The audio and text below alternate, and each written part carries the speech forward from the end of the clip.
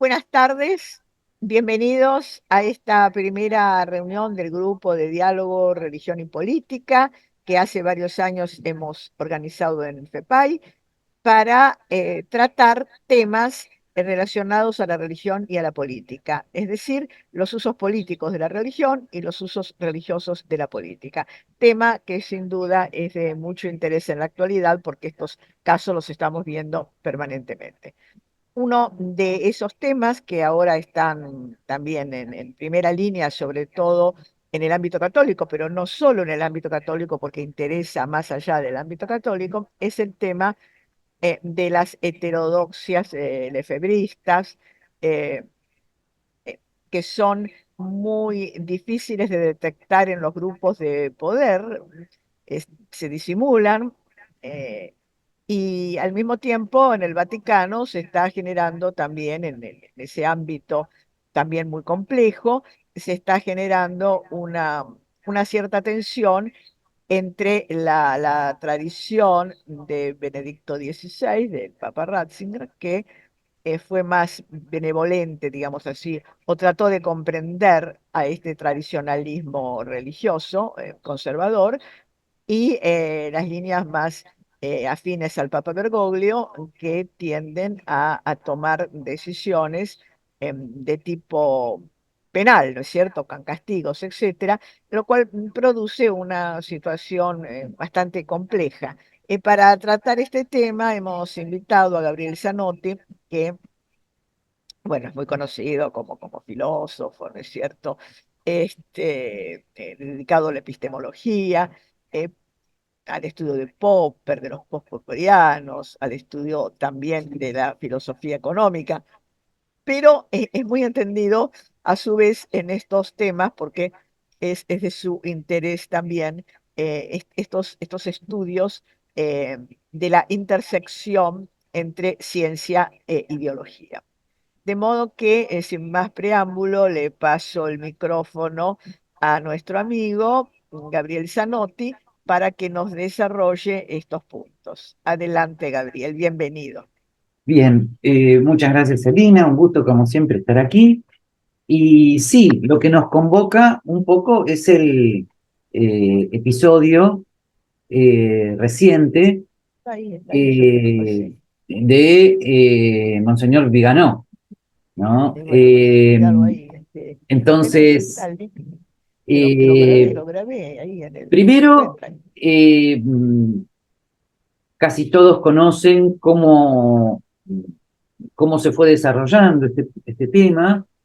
eh, Viganó eh, comienza sus altercados con el Papa Francisco, primero por el caso McGarrick, eh, pero luego, el asunto va increyendo. Obviamente, durante la pandemia, Viganó reacciona fuertemente contra el apoyo que el Papa Francisco da a las políticas de las Naciones Unidas y de la Organización Mundial de la Salud, reacciona contra el tema de las vacunas. Eh, Viganó además tiene fuertes diferencias eh, la, eh, con con las tendencias, podríamos llamar, ambiguas de algunas posiciones o dichos o frases de Francisco en el tema de ética sexual. Algunas no fueron simplemente frases, como el caso de la encíclica Amoris Laetitia y el reciente documento para la Sagrada Congregación de la Doctrina de la Fe, Fiducia Supplicans, sobre la bendición de las parejas en condiciones irregulares. Eh, pero, sin embargo, eh, ese no fue tal vez el núcleo del problema. Eh, el núcleo del problema es, porque muchas personas tienen esas disidencias, el núcleo del problema pasa por otros dos temas que vamos a distinguir eh, y que no necesariamente se relacionan. Primero, Viganó está en una posición muy parecida o casi idéntica a la de Monseñor Lefebvre en cuanto al rechazo de plano del Vaticano II y de esos documentos más importantes. Se ve que eso siempre lo había pensado, aunque durante el pontificado de Benedicto XVI estaba como aparentemente más tranquilo, como en cierta medida todos ellos. Pero otro punto, que es el que finalmente desató su proceso de excomunión, es que Viganó es un sede vacantista con respecto al Papa Francisco, o sea, niega que sea el Papa legítimo, le niega todo tipo de autoridad, para él la sede está vacante, él alega un vicio de nulidad, él dice que como Francisco tenía la intención de atentar contra los sagrados dogmas de la fe, entonces es un Papa ilegítimo. Muchos se preguntan, claro, cómo puede probar eso, pero el asunto es que Viganó eh, eh, eh, llegó a decir explícitamente varias veces que no es el Papa legítimo. El Vaticano entonces obviamente le advierte que por favor considere esa posición. Él vuelve a negar todo, él vuelve, a afirmar su posición, eh, y finalmente, bueno, el proceso canónico termina en una comunión lata sentencia, a la cual Viganó responde, ¿no? Tengo acá la respuesta de Viganó el lunes pasado, ¿no? Eh, y esa es una cuestión. Eh, Obviamente, quiero aclarar que no estoy de acuerdo con esto, ¿no? Por si alguno se confunde, ¿no? Entonces, pero el otro tema es el que ya dije sobre la negación de la validez del Vaticano II, y este es un tema relativamente inadvertido, porque muchas personas conservadoras, escandalizadas por ciertas cosas, prácticamente no se dieron cuenta que junto con los escándalos que Monseñor Viganó se hacía con respecto a las posiciones ambiguas del Papa Francisco en ciertos temas, venía una negación total y completa del Vaticano II. Y ahí está, eh, creo que el quid de la cuestión. Viganó representa una tendencia en la Iglesia que no termina de resolverse. Por supuesto, los tiempos en la Iglesia son muy largos.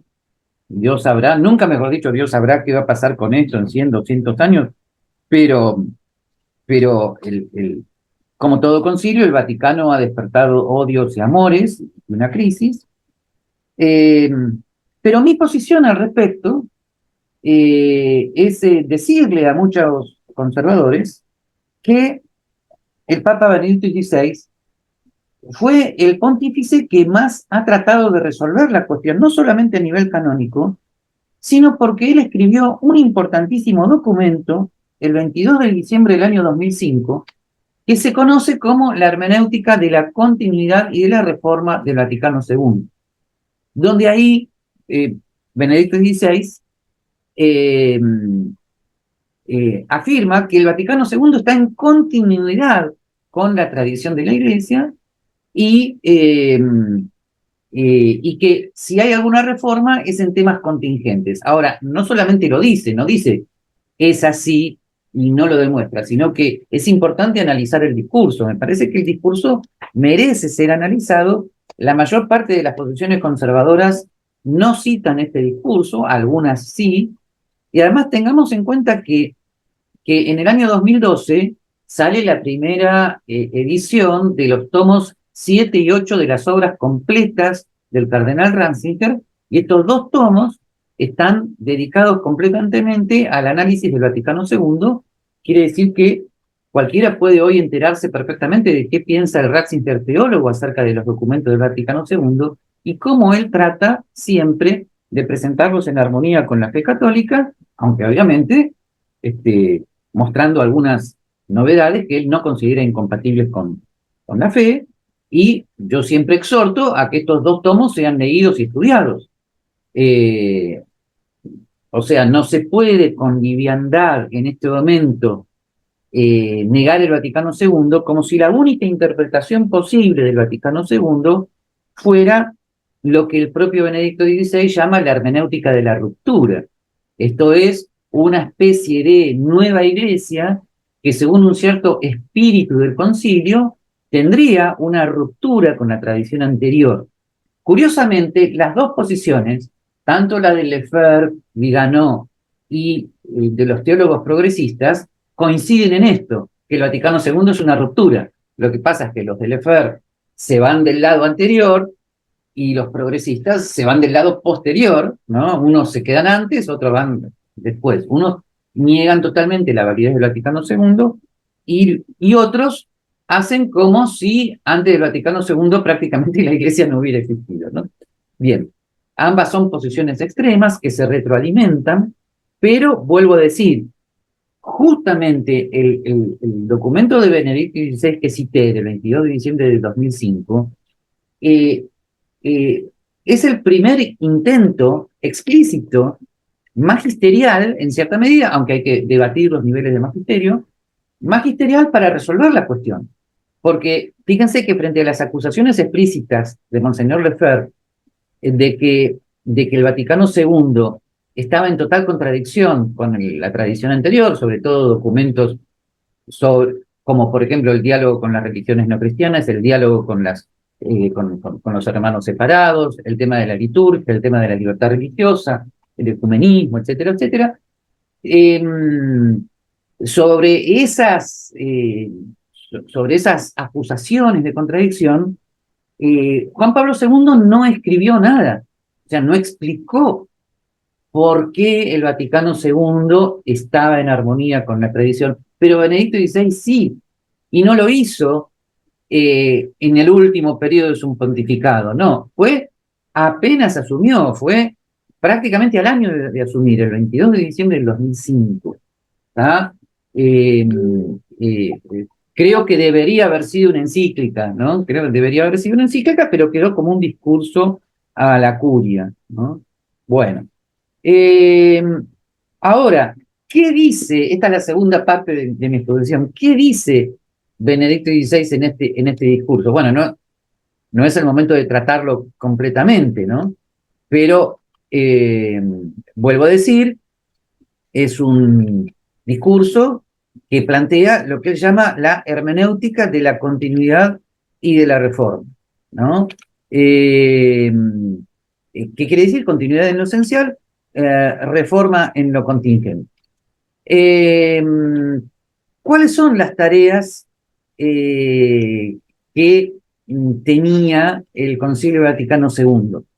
Evidentemente, creo que Ratzinger, junto con una gran cantidad de teólogos en la década de los 50 y en los 60, eh, consideró sanamente eh, que en cierta medida la Iglesia Católica tenía que decir algo explícitamente con respecto a ese mundo moderno con el cual se había enfrentado totalmente Gregorio XVI, Pío IX, identificando modernidad con ilustración, ¿no?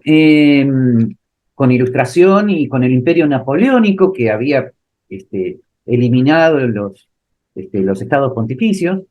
Eh, por lo tanto, en primer lugar, creo que los teólogos del Vaticano II de la línea de Ratzinger supieron distinguir entre el mundo, la modernidad en sí misma de la ilustración, ¿no? Y en la modernidad había tres cosas compatibles con la fe católica y por lo tanto que podían tener plena continuidad en lo esencial, pero que necesitaban algunas aclaraciones. Eh, eh, en primer lugar, el tema de la ciencia contemporánea, ¿no? De alguna manera, el Vaticano II, afirmando la autonomía relativa de lo temporal, tanto en lo social como en lo natural, eh, reconoce a la ciencia natural su legítimo grado de autonomía, ¿no? E intenta de alguna manera volver al espíritu de lo que fue la ciencia moderna en sus comienzos, donde Copérnico, eh, Galileo y Kepler, concebían al universo físico como directamente creado por Dios, y que tenía un orden intrínseco dado por Dios. Bueno, había que volver había que volver a afirmar frente a la ciencia moderna la compatibilidad entre las causas segundas y las causas primeras, cosa que por supuesto ya estaba en Santo Tomás de Aquino. Eh, eh, por eso ahí Benedicto XVI dice que se habían formado 3 círculos de preguntas. Ante todo era necesario definir de nuevo modo la relación entre la fe y las ciencias modernas, ¿no? Bien, eso ya lo hemos tratado. Luego dice, había que definir de nuevo la relación entre Iglesia y Estado moderno, ¿no? Bueno, entonces, si por Estado moderno se entiende un Estado laicista, iluminista, que atenta contra las libertades de la Iglesia, entonces obviamente el conflicto subsiste, pero si por Estado moderno se entiende un gobierno que tiene una justa autonomía de lo temporal, o sea, una justa laicidad, no laicismo, o sea, una justa distinción entre esferas y competencias de potestad secular e iglesia, tema que ustedes ya saben que ocupó prácticamente todos los siglos de la historia de la iglesia. Bueno, entonces eso merecía una aclaración explícita, sobre todo en el contexto de una iglesia que a partir del 46 había aceptado las formas constitucionales democráticas de la reconstrucción de la Europa occidental. Era extraño que la Iglesia, frente a ese fenómeno histórico, mantuviera una actitud de indiferencia o de mera tolerancia práctica frente a la cuestión. Era esa democracia constitucional respetuosa de las libertades individuales y del límite al poder, ¿era compatible o no con la fe católica? Y por supuesto que sí, no porque se desprendiera del Evangelio, sino porque era una cuestión de técnica política, una cuestión institucional, que no atentaba contra ningún dogma, que no atentaba contra nada de lo esencial, ni siquiera contra ningún principio esencial de la doctrina social de la Iglesia. Sobre todo porque además, bueno, Pío XII había escrito mucho para la Europa de la posguerra, pero ya León XIII había tenido elogios, aunque no absolutos, por supuesto, para la situación de la Iglesia en los Estados Unidos. Eh, por eso eh, hay un parrafito interesante en este discurso donde Benedicto XVI dice que la gente se daba cuenta de que la Revolución Americana había ofrecido un modelo de Estado moderno diverso del que fomentaban las tendencias surgidas en la segunda fase de la Revolución Francesa, ¿no? Bueno, a mí siempre me gusta decir que esta expresión por parte de Benedicto XVI es muy modesta. No es que la gente se daba cuenta, él se daba cuenta. Él y el pequeño grupo de teólogos conservadores pro Vaticano II que trabajaron junto con él, ¿no? Esta distinción histórica entre la Revolución Norteamericana y la Revolución Francesa aparece claramente afirmada en el magisterio de Benedicto XVI, y era un tema que era una distinción que había como quedado pendiente, ¿no? Y que es clave para la solución de la cuestión. Y por supuesto, desde luego, en tercer lugar estaba, en palabras de Benedicto XVI, con esto estaba relacionado de modo más general el problema de la tolerancia religiosa, una cuestión, sigo citando, que exigía una nueva definición de la relación entre la fe cristiana y las religiones del mundo, ¿no? Entonces, la Declaración de Libertad Religiosa del Vaticano II vino a, de alguna manera, responder un largo anhelo de muchos católicos, laicos y religiosos sobre qué decimos sobre esa cuestión. La libertad religiosa no era una mera, mejor dicho, la libertad religiosa ya no es en el Vaticano II una mera tolerancia del mal circunstancial, sino que se lo reconoce como algo positivo, o sea, el derecho que la persona tiene la inmunidad de coacción sobre su conciencia. Esto es, se distingue claramente la libertad religiosa como el resultado del respeto a la conciencia, se lo distingue del indiferentismo religioso. del laicismo, que fue, sí, lo condenado por el concilio anterior. Por eso no hay contradicción, aunque obviamente cuando Benedicto XVI dice que puede haber alguna reforma en lo contingente, y acá está la clave de lo que yo muchas veces digo a los que siguen a Lefebvre. Reforma en lo contingente significa que el Vaticano II reconoce que hay formas circunstanciales de gobierno, incluso dentro de la Iglesia Católica, que no es que estuvieron mal, pero que son contingentes, o sea, que no son dogmas de fe. ¿Por qué? Porque lo que dicen muchos partidarios de Monseñor Lefebvre es que la Iglesia puede tolerar circunstancialmente a las democracias constitucionales actuales, pero cuanto antes habría que volver a la situación de los estados pontificios donde había una igualación jurídica entre bautismo y ciudadanía. Evidentemente, el Vaticano II consideró que esa igualación es contingente, no se puede afirmar como dogma de fe. Y la afirmación de la libertad religiosa de un Estado constitucional moderno obviamente es incompatible con la igualación entre bautismo y ciudadanía. Y son muy interesantes al respecto los últimos párrafos de este discurso de Benedicto XVI, donde él da como ejemplo de libertad religiosa a la Iglesia de los 3 primeros siglos, ¿no? Que él afirma es totalmente compatible con el documento de libertad religiosa del Vaticano II, ¿no? Bien, y entonces, como estábamos diciendo, yo creo que todas estas consideraciones de Benedicto XVI son importantísimas para que se pueda entender la armonía entre el Vaticano II y el magisterio anterior. No me estoy introduciendo en este momento en otras cuestiones que también están en armonía, pero no quiere decir que no haya, eh, eh, comillas, cuestiones adicionales que tratar, ¿ok? Pero esas quedan para otra oportunidad. Eh, eh, Ahora, ¿por qué todo esto de lo que estoy hablando está tan olvidado actualmente, ¿no?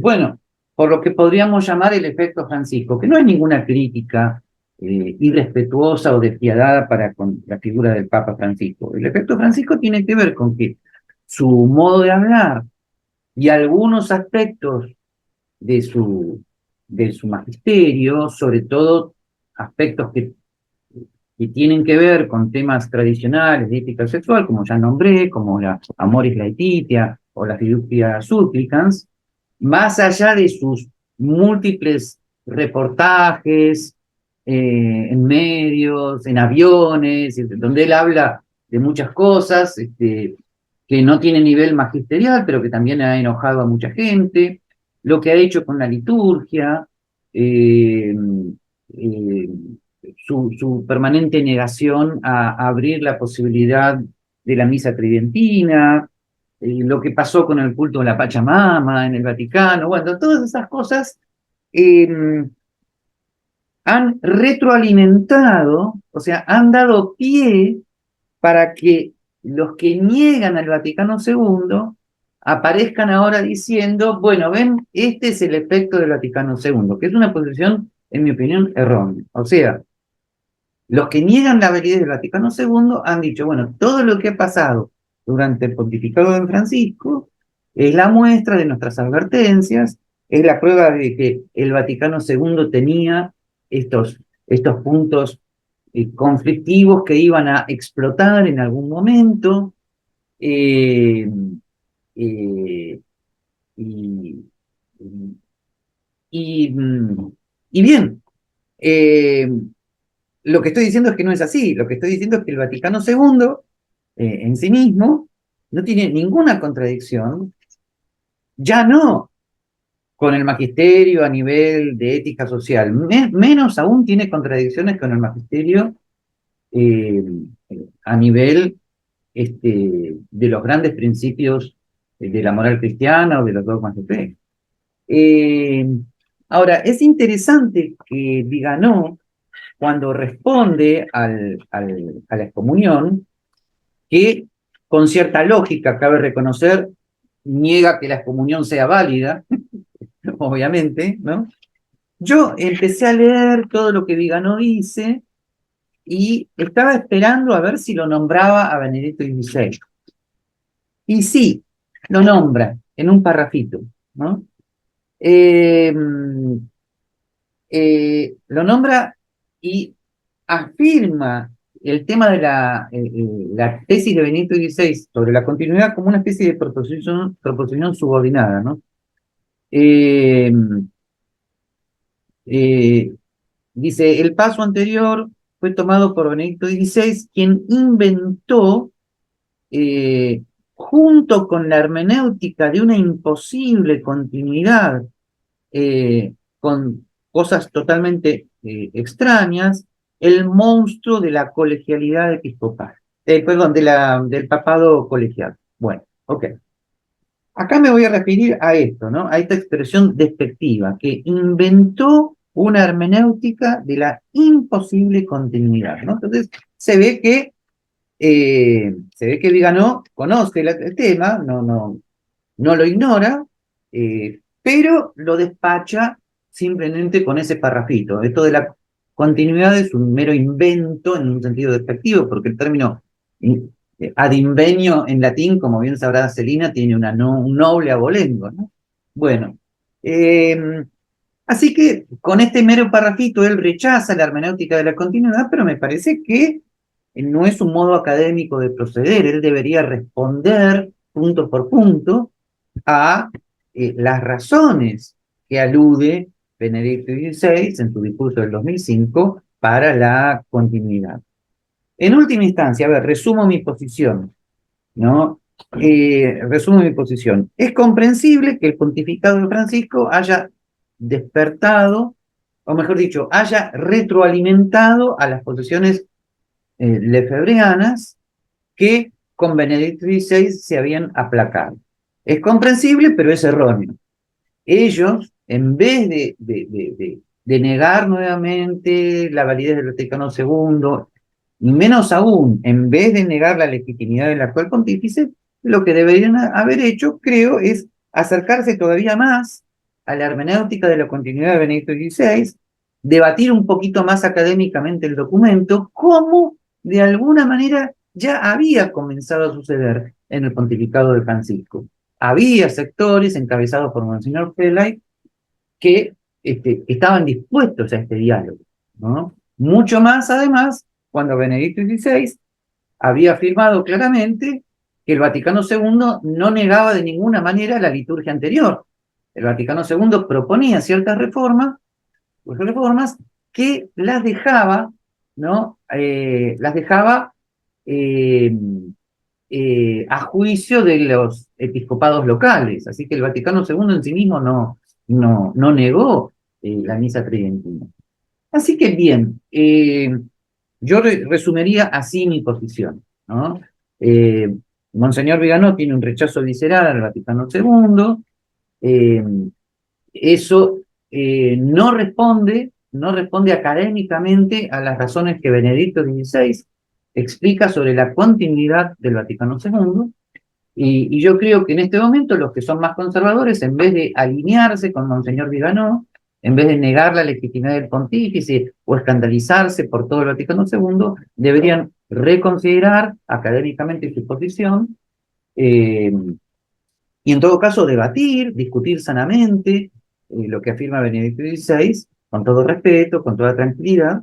Pero bueno, evidentemente los tiempos de la Iglesia han cambiado y cabe reconocer que mientras Francisco, eh, mientras Francisco eh, siga pensando como piensa, y eso es inevitable, este problema no se va a resolver, ¿no?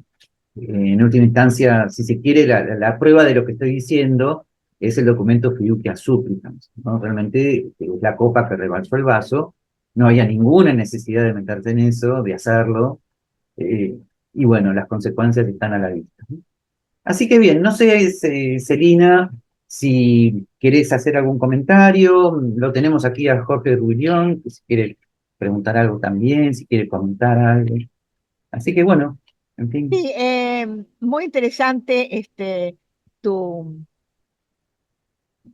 tu ponencia, sobre todo por el equilibrio y la mesura con que te referiste a una situación muy delicada. Ahora, em, evidentemente, Bergoglio piensa como piensa y como dijiste al final, él no va a cambiar de pensamiento, de modo que la cuestión seguirá así. Vigano, por otra parte, pienso que tampoco va a Igual, cambiar de pensamiento. Es igual. decir, una vez que se han tomado las Sí, sí, posiciones, sí, sí. no creo que haya No, no tiene un retorno cambio. esto, no tiene retorno. Ahora, mirando un poco la posición de Vigano, yo me pregunto, es solamente una Ujú, sospecha. em, todo este grupo tiene una cierta tendencia no solamente a negar o a poner en entredicho el Vaticano II, sino ujú, que creo que también tienen una posición muy clara en contra de aquellos que lo defienden.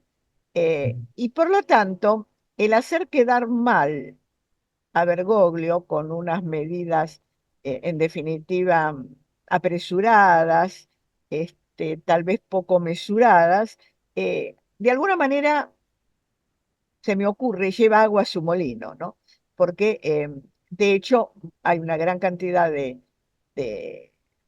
personas católicas o no católicas, pero digamos vinculadas al catolicismo, simpatizantes con el ujú. catolicismo, eh, que, que no, que no ven bien este tipo de actitudes autoritarias en defensa de algo que después de todo no deja de ser por el momento una cuestión opinable y que para alguien que está diciendo que es necesario abrir la iglesia, bueno, ¿por qué no se puede abrir la iglesia con la misa tridentina?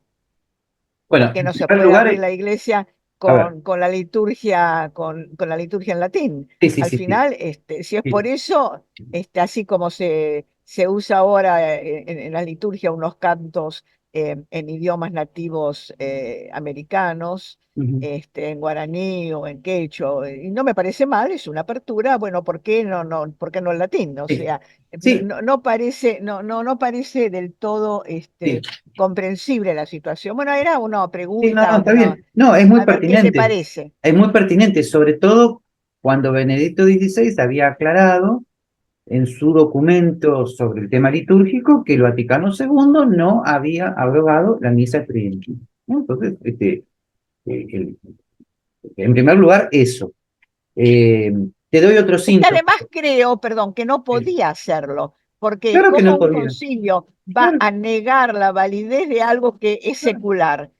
Por muy avanzado, progresista, digamos, que sea un concilio, no puede llegar hasta ese extremo, No, no, no, porque sí. además y ponerse, digamos, un tiro en el pie. Es decir, bueno, dentro de unos cuantos años a nosotros también nos van a cancelar, de modo que no creo que nadie haya tenido esa idea, me parece. Exactamente. Después, si se habla de diálogo, bueno, poner a la iglesia en situación de diálogo. Entonces, por ejemplo, a los partidarios de Monseñor Lefebvre, en vez de tirarlos por la borda de la barca de la iglesia, se los puede invitar a seguir estando en la iglesia y si quieren dialogar respetuosamente sobre el documento de Benedicto XVI, bueno, y que ese sea el estatus, ¿no? Y esa es una iglesia dialogante, ¿no? Me Eh, parece que podría abrirse una cuestión teológica interesante, tal vez no entre los fieles que saben tal vez no mucho de estos temas, pero una discusión teológica me sí, parece que sí, histórica, en fin, me parece que no vendría mal, digo yo, ¿no? no, claro que no. Una discusión teológica que está esperando, y que fue casi como anulada por,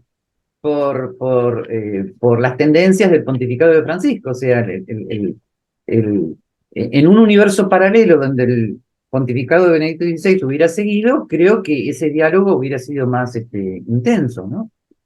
Sí. Eh, Así que ahora te doy te doy un ejemplo de que acá se juntan dos intolerancias. O sea, la gente del Lefebvre ya sabemos que no son muy amantes del diálogo, pero cuando a los partidarios de Francisco, cuando ellos se obsesionan con ciertos temas, por ejemplo, ¿por qué semejante escándalo con el tema de la comunión en la mano? ¿Por qué hubo que cerrar todo un seminario por el tema de la comunión en la mano? Que cada uno comulgue en última instancia como pensaba, ¿no?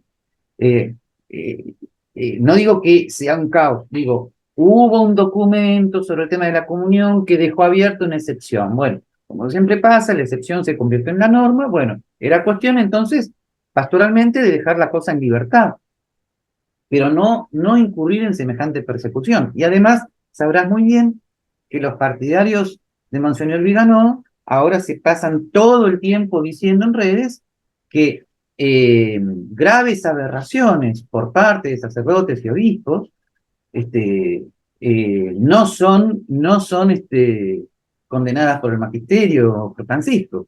Hay un famoso sacerdote norteamericano que celebra la misa, la visa tal vez también la celebra, que celebra la misa con M, con una bandera LGTB colocada sobre la Virgen, ¿no? Bueno, y ahí está.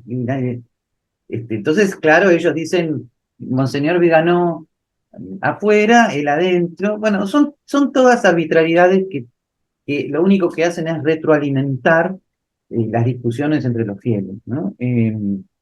Este, yo creo que hubiera sido necesario un periodo de una mayor libertad entre todos, al mismo tiempo que el magisterio mantiene las cosas esenciales en su lugar, ¿no? Eh, este, pero bueno, esas son las circunstancias y son muy difíciles de cambiar en este momento. Eh, muy, muy difíciles de cambiar.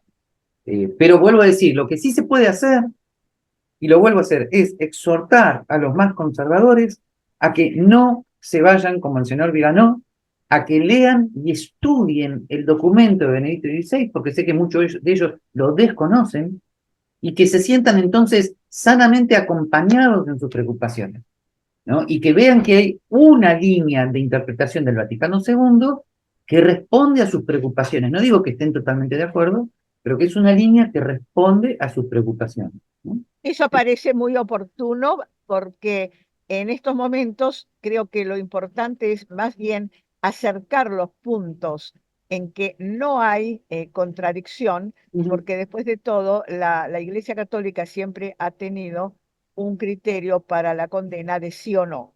O sea, tiene que haber una contradicción clara para que una doctrina sea condenada. No puede Sí. ser sobre la base de alguna exégesis, de alguna interpretación, de algún matiz. Tiene que ser un sí o no. Esto es una tradición que, por otra parte, hace a la estructura misma de la Iglesia Católica, del dogma, ¿no? El dogma, por definición, no puede ser ambiguo. Sí, sí. Entonces, lo antidogmático tampoco. Y acá lo que me da la impresión que hay es mucha ambigüedad en estos en estas disquisiciones, muchas cosas que requerirían una exégesis, una toma de posición mucho más clara, porque A ver, hay, vos, Salina, esto lo sabés por filosofía del lenguaje. A ver, ninguna frase se salva de un sano matiz de ambigüedad porque no hay frase que no necesite contexto, y el contexto. exactamente. A ver, Y acá ok. pareciera que se está sacando de contexto. Bueno, ahora, dicho eso, dentro de ciertos contextos, las cosas pueden ser más claras. Exactamente. Por ejemplo, Deberían ser más claras. dentro del contexto de la tradición de la Iglesia, si un pontífice dice Dios es uno y trino, me parece que no supone mayores aclaraciones, ¿no? Bien, ok.